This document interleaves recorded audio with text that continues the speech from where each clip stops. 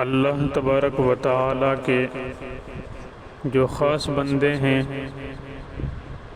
ان کی اللہ تعالیٰ نے سورہ فرقان کے آخر میں امتیازی صفات خاص طور پر ذکر فرمائی ہیں تاکہ امت کے افراد ان مقربین بارگاہ کی عالی صفات اپنا کر اپنے لیے دارین میں کامیابی اور سربلندی حاصل کر سکیں۔ قرآن کا یہ مضمون اس قابل ہے کہ بار بار اس کو پڑھا جائے اور اس کے تناظر میں اپنا محاسبہ کیا جائے، اور جو بھی کمی کوتاہی ہو اسے دور کرنے کی کوشش کی جائے۔ اللہ تبارک و تعالی ہم سب کو اپنے پسندیدہ بندوں میں شامل فرمائیں اور ان کی صفات اپنانے کی توفیق عطا فرمائیں۔ تو اللہ تبارک و تعالی نے قرآن کریم کی سورہ فرقان میں ارشاد فرمایا وَعِبَادُ الرَّحْمَنِ الَّذِينَ يَمْشُونَ عَلَى الْأَرْضِ هَوْنًا۔ اس آیت شریفہ میں تواضع اور نرمی کا بیان ہے۔ اللہ کے خاص بندوں کی صفات میں سب سے اہم صفت تواضع اور انکساری ہے، یعنی آدمی خود اپنی بڑائی کا متمنی نہ رہے اور دل سے اپنے آپ کو کمتر سمجھتا رہے، اور اپنی چال ڈھال، رہن سہن اور برتاؤ سے ہر وقت عاجزی کا مظاہرہ کرتا رہے۔ ایسا شخص اللہ کا پیارا بندہ بن جاتا ہے۔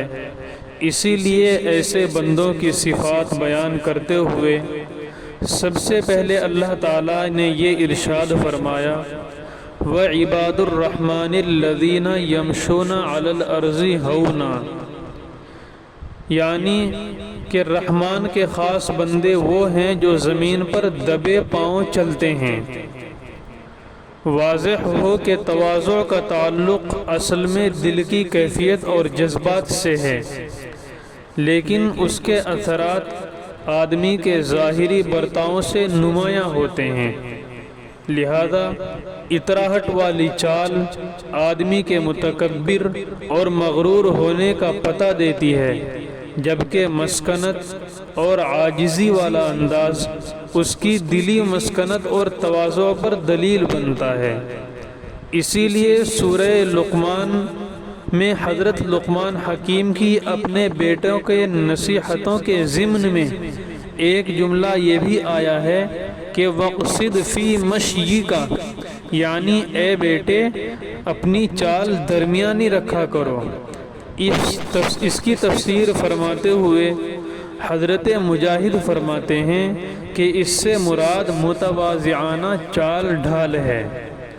اسی طرح مذکورہ آیت میں دبے پاؤں چلنے سے مراد بھی تواضع و انکساری کا اظہار ہے۔ پس جو شخص بھی متواضع ہوگا وہ کبھی بھی لوگوں کے سامنے اکڑ کر نہیں چلے گا، بلکہ اس کو دیکھ کر لوگ اندازہ لگا لیں گے کہ یہ آدمی نرم خو اور متواضع ہے، اور ایسی ادا اللہ تعالیٰ کو پسند ہے۔ حضرت عیاض ابن حمار رضی اللہ عنہ فرماتے ہیں کہ نبی اکرم سرور دو عالم صلی اللہ علیہ وسلم نے ارشاد فرمایا ان اللہ اوحى الی ان تواضعوا حتى لا يفخر احد على احد ولا يبغي احد على احد۔ اللہ تعالیٰ نے مجھ پر وحی بھیجی ہے کہ عاجزی اختیار کرو، یہاں تک کہ کوئی شخص دوسرے کے مقابلے میں نہ تو فخر کرے اور نہ ظلم کرے۔ ایک روایت میں ہے کہ سیدنا حضرت عمر ابن الخطاب رضی اللہ عنہ نے ایک دن منبر پر خطبہ دیتے ہوئے ارشاد فرمایا کہ اے لوگوں تواضع اختیار کرو، اس لیے کہ میں نے نبی اکرم سرور دو عالم صلی اللہ علیہ وسلم کو یہ ارشاد فرماتے ہوئے سنا ہے من تواضع للہ رفعہ اللہ فہو فی نفسہ صغیر وفی اعین الناس عظیم ومن تکبر وضعه اللہ فهو فی اعین الناس صغیر وفی نفسه کبیر حتی لہو اہون علیہم من کلب او خنزیر، کہ جو شخص اللہ کے لیے عاجزی کرے تو اللہ تعالیٰ اسے سربلندی سے نوازتے ہیں، بس وہ شخص اپنی نظر میں کمتر ہوتا ہے لیکن لوگوں کی نظر میں برتر ہو جاتا ہے۔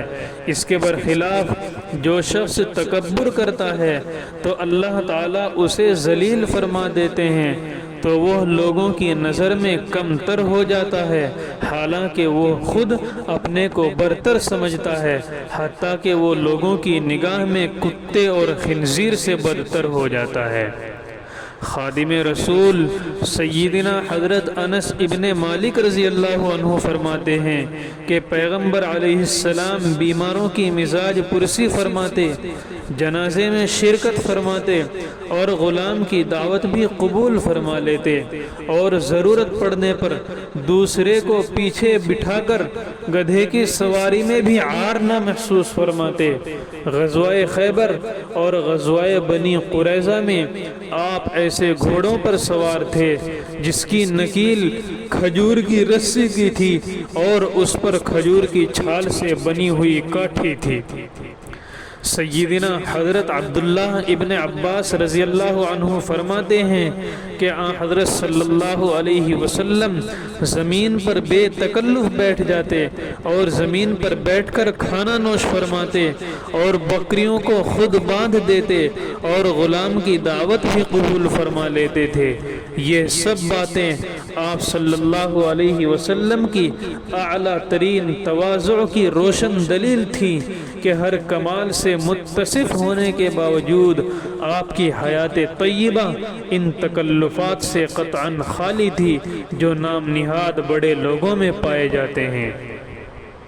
حضرت کعب ابن مالک رضی اللہ عنہ سے مروی ہے کہ نبی اکرم سرور دو عالم صلی اللہ علیہ وسلم نے ارشاد فرمایا، ما ذئبان جائعان ارسلا فی غنم بأفسد لها من حرص المرء على المال والشرف لدینه، دو بھوکے حملہ آور بھیڑیے بکریوں کے ریوڑ میں گھس کر اتنا نقصان نہیں پہنچا پاتے جتنا مال اور جاہ کی محبت انسان کے دین کو نقصان پہنچا دیتی ہے۔ حضرت عبداللہ ابن جبیر خزاعی رضی اللہ عنہ فرماتے ہیں کہ ایک مرتبہ رسول اللہ صلی اللہ علیہ وسلم صحابہ رضی اللہ عنہم کی ایک جماعت کے ساتھ تشریف لے جا رہے تھے۔ حضرات صحابہ رضی اللہ عنہم نے دھوپ سے بچاؤ کی غرض سے آپ کے اوپر چادر سے سایہ کر دیا۔ آپ نے سایہ محسوس فرما کر سر مبارک اوپر اٹھایا تو دیکھا کہ چادر سے سایہ کیا گیا ہے، تو آپ نے فرمایا اسے ہٹاؤ، اور خود اپنے دست مبارک سے چادر کھینچ کر نیچے فرما دی اور ارشاد فرمایا، میں بھی تم جیسا ایک انسان ہوں۔ بلا شبہ یہی وہ سادگی اور بے تکلفی اور مسکنت کا اظہار تھا جن کی بنا پر نبی اکرم سرور دو عالم صلی اللہ علیہ وسلم محبوب خلائق قرار پائے تھے، اور اسی جیسے کردار و اخلاق کو اپنا کر امت کو بھی عزت اور سربلندی نصیب ہو سکتی ہے۔ خلیفہ اول سیدنا حضرت صدیق اکبر رضی اللہ عنہ خلیفہ بننے سے پہلے تک محلے والوں کی بکریوں کا دودھ دوہا کرتے تھے۔ جب آپ خلیفہ بن گئے تو محلے کی ایک بچی نے کہا کہ اب ابو بکر ہمارے جانوروں کا دودھ کہاں نکالیں گے؟ حضرت ابو بکر رضی اللہ عنہ کو جب یہ معلوم ہوا تو آپ نے فرمایا، کیوں نہیں، میں اب بھی تمہارے لیے دودھ دوہا کروں گا، اور مجھے امید ہے کہ میری نئی مصروفیات میرے کسی سابقہ اخلاق میں کوئی تبدیلی نہ کرے گی۔ چنانچہ آپ خلیفہ وقت ہونے کے باوجود محلے والوں کے لیے دودھ دوہا کرتے تھے۔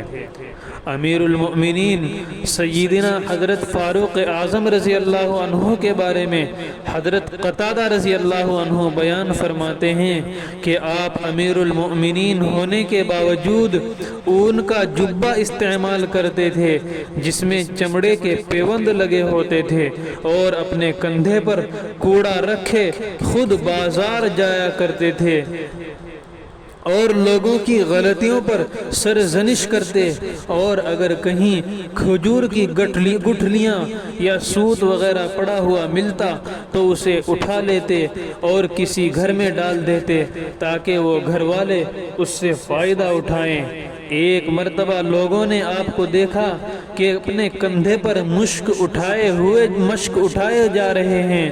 لوگوں کے تعجب پر آپ نے فرمایا کہ میں نے اپنے نفس کو ذلیل کرنے کے لیے ایسا کیا کیونکہ مجھے عجب کا شبہ ہو گیا تھا۔ طارق ابن شہاب کہتے ہیں کہ خلیفۃ المسلمین سیدنا حضرت عمر رضی اللہ عنہ جب ملک شام تشریف لے گئے تو راستے میں ایک نہر پار کرنے کی ضرورت پیش آئی تو حضرت عمر رضی اللہ عنہ بے تکلف اپنی سواری سے اتر گئے اور موزے اتار کر ہاتھ میں لے لیے اور اپنے اونٹ کی نکیل پکڑ کر نہر سے پار ہو گئے۔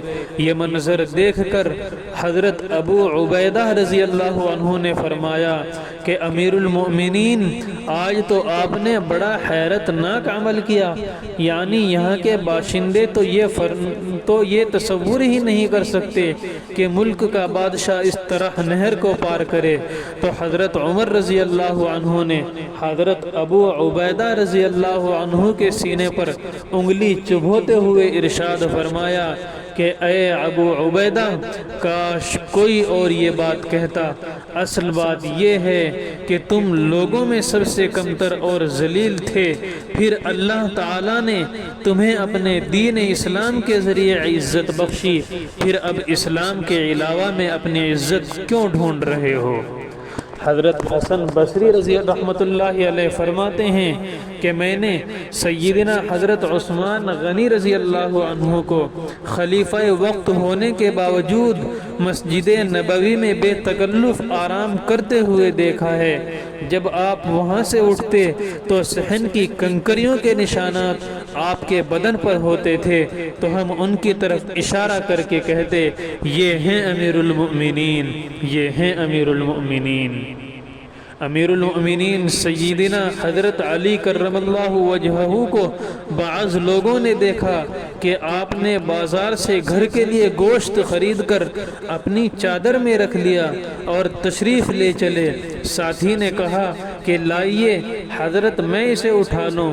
آپ نے فرمایا نہیں، اگر ہستی والا ہی اسے اٹھا کر لے جانے کا زیادہ حقدار ہے۔ حضرت عبداللہ ابن سلام رضی اللہ عنہ ایک مرتبہ ایندھن کا ایک گٹھر اٹھائے اپنے باغیچے سے باہر نکلے۔ لوگ انہیں دیکھ کر بولے کہ حضرت آپ یہ کام اپنے کسی لڑکے یا غلام سے لے لیتے؟ تو آپ نے ارشاد فرمایا کہ میں اپنے دل کو آزما رہا ہوں کہ یہ عمل مجھے برا تو نہیں لگتا، یعنی اگر نفس پر شاق ہوگا تو تواضع کے خلاف ہوگا۔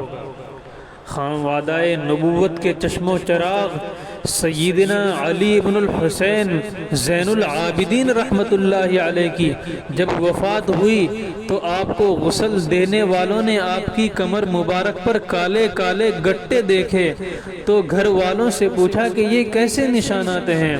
تو لوگوں نے بتایا کہ یہ ان آٹے کے تھیلوں کے نشانات ہیں جنہیں حضرت زین العابدین رحمت اللہ علیہ رات کے وقت کمر پر لاد کر لے جاتے اور مدینہ منورہ کے فقیروں کو تقسیم فرمایا کرتے تھے۔ خلیفہ راشد سیدنا حضرت عمر ابن عبدالعزیز رحمت اللہ علیہ کے پاس ایک شخص رات میں مہمان ہوا۔ آپ چراغ کی روشنی میں کچھ لکھ رہے تھے، اتنے میں چراغ بجھنے لگا۔ مہمان نے کہا کہ لائیے میں اسے ٹھیک کر دوں، یعنی میں اس میں تیل وغیرہ ڈال دوں۔ حضرت عمر ابن عبدالعزیز رحمت اللہ علیہ نے جواب دیا کہ مہمان سے خدمت لینا اچھی بات نہیں ہے۔ مہمان نے عرض کیا کہ حضرت پھر کسی غلام کو آواز دیں، وہ چراغ درست کر لائے گا۔ آپ نے فرمایا کہ نہیں، وہ ابھی تو سویا ہے، اس کی نیند کچی ہے۔ پھر آپ خود اٹھے اور شیشی سے تیل نکال کر چراغ میں ڈالا اور اسے درست کیا۔ مہمان نے تعجب کیا اور کہا کہ امیر المؤمنین، آپ نے خود ہی یہ زحمت اٹھائی۔ اس پر حضرت عمر بن عبدالعزیز رحمۃ اللہ علیہ نے جواب دیا کہ جب میں تیل ڈالنے گیا تو بھی میں عمر ہی تھا، اور اب تیل ڈال کر لوٹا تو بھی عمر ہی رہا، میرے اندر کوئی کمی تو نہیں ہوئی۔ اور سب سے اچھا آدمی وہ ہے جو اللہ کے نزدیک متواضع ہو۔ ام المؤمنین سیدتنا حضرت عائشہ صدیقہ رضی اللہ عنہا فرماتی ہیں کہ اے لوگوں، تم افضل ترین عبادت یعنی تواضع سے لاپرواہی برت رہے ہو۔ صحابی رسول حضرت معاذ ابن جبل رضی اللہ عنہ فرماتے ہیں کہ انسان اس وقت تک ایمان کے کمال کو حاصل نہیں کر سکتا جب تک کہ اس کے نزدیک تواضع شرافت سے زیادہ افضل اور پسندیدہ نہ ہو جائے، اور تھوڑی دنیا زیادہ مال کے مقابلے میں اسے عزیز نہ ہو جائے، اور حق بات میں اس سے محبت یا بغض رکھنے والے دونوں اس کی نظر میں برابر نہ ہو جائیں، اور وہ دوسرے لوگوں کے لیے بھی اسی طرح فیصلہ کرے جیسے اپنے اور اپنے گھر والوں کے حق میں کرتا ہے۔ حضرت امام شافعی رحمۃ اللہ علیہ فرمایا کرتے تھے کہ تواضع لوگوں کے دلوں میں محبت کی تخم ریزی کرتی ہے، اور قناعت سچی راحت عطا کرنے کا ذریعہ ہے۔ حضرت ابو حازم فرماتے ہیں کہ جب تک تین باتیں کسی میں نہ پائی جائیں وہ عالم کہلانے کا مستحق نہیں ہے۔ نمبر 1، اپنے سے بڑے سے بغاوت نہ کرے۔ نمبر 2، اپنے سے چھوٹے کو حقیر نہ سمجھے۔ نمبر 3، اپنے علم پر کسی سے معاوضے کا طالب نہ رہے۔ عالم جلیل حضرت امام سفیان ثوری رحمۃ اللہ علیہ اپنی جلالت شان کے باوجود مجلس میں امتیازی جگہ بیٹھنا پسند نہ فرماتے، بلکہ کسی بھی کنارے پر دیوار سے ٹیک لگا کر بیٹھ جاتے، اور ہمیشہ پیر موڑ کر تواضع سے بیٹھتے، مجلس میں پیر نہ پھیلاتے تھے کیونکہ یہ تکبر کی نشانی ہے۔ زید ابن حبیب رحمۃ اللہ علیہ فرماتے تھے کہ عالم اور فقیہ کے لیے یہ فتنہ ہے کہ وہ دوسرے کی گفتگو سننے کے مقابلے میں اپنی بات کہنا زیادہ پسند کرتا ہو، باوجود کہ وہ ایسے کو پائے جو اس کی طرف سے گفتگو کی کفایت کر سکے، یعنی دوسرے اہل شخص کی موجودگی میں بھی اپنی بات کہنا ضروری خیال کرے تاکہ لوگ اس کے علم کے قائل ہو سکیں۔ نصر ابن حاجب رحمۃ اللہ علیہ فرماتے ہیں کہ امام اعظم حضرت امام ابو حنیفہ رحمۃ اللہ علیہ عمر ابن زر کی تقریر سننے تشریف لے جاتے اور اس میں کوئی عار محسوس نہ کرتے۔ ایک مرتبہ لوگوں نے دیکھا کہ آپ تقریر اور وعظ غور سے سن رہے ہیں اور آپ کی آنکھوں سے آنسو روا ہیں۔ ان باتوں کو سامنے رکھ کر آج ہمیں خود اپنا جائزہ لینے کی ضرورت ہے۔ آج تواضع کا دعویٰ تو بہت ہے، لیکن حقیقی تواضع بس کسی کے ہی نصیب ہے۔ ہر طرف تنافس، تعلی اور دوسروں پر برتری کی ایک ہوڑ لگی ہوئی ہے جس نے زندگی کا مزہ کرا کر کے رکھ دیا ہے، اور ایمانی صفات کی حلاوت و چاشنی سے دل محروم ہو چکے ہیں۔ ظاہر داری میں تو سب کچھ ہے، لیکن دلوں کا کھوکھلا پن اس قدر ہے کہ چھپائے نہیں چھپ رہا۔ ایسے ماحول میں ہماری ذمہ داری ہے کہ ہم سنجیدگی سے صورتحال پر غور کریں اور اپنے حالات کو درست کرنے کی فکر کریں۔ بے شک سچی طلب ہوگی تو اللہ تعالیٰ کی طرف سے توفیق بھی ضرور ملے گی۔ اللہ تعالیٰ اپنے خاص فضل و کرم سے ہمیں سبھی ایمانی صفات اپنانے کی توفیق عطا فرمائے، آمین۔